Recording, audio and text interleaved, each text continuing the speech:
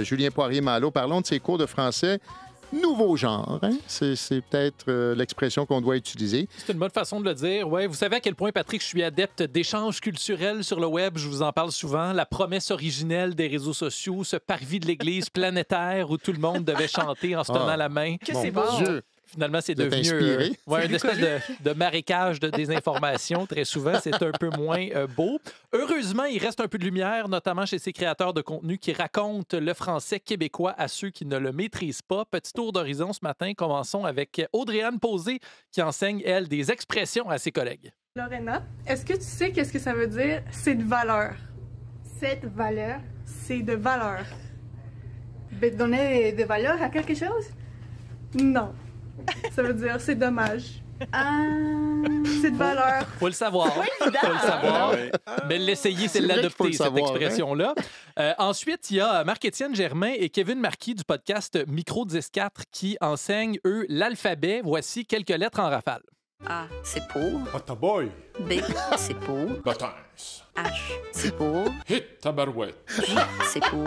Joint le vert, L, c'est pour. Lambineux, M, c'est pour. Moses, Q, c'est pour. Chabac, R, c'est pour. regarde-moi ça, W, c'est pour.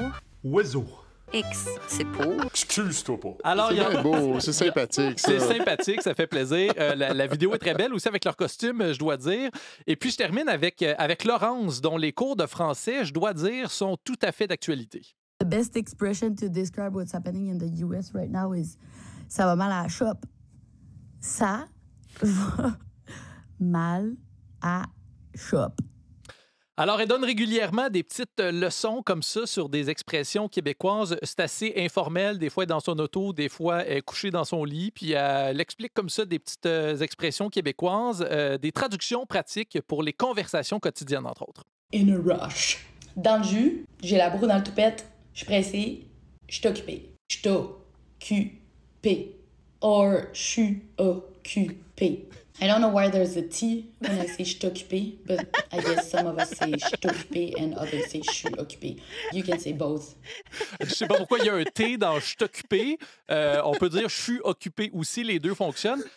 Patrick, je sais pas si les... On s'attarde aux détails, hein? Je sais pas si On a les le profs souci du en détail. francisation qui nous écoutent sont enchantés ou horrifiés par ce qu'ils entendent. Disons qu'on Un peu enseigne des deux, ici, probablement. ouais, le registre familier.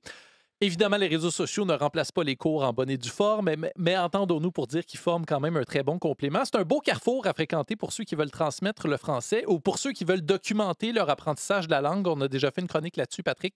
Il y a de très touchants exemples de francisation réussie. J'aurai l'occasion d'y revenir peut-être dans les prochains jours sur TikTok et sur Instagram. Et par les temps qui courent, ça fait beaucoup de bien.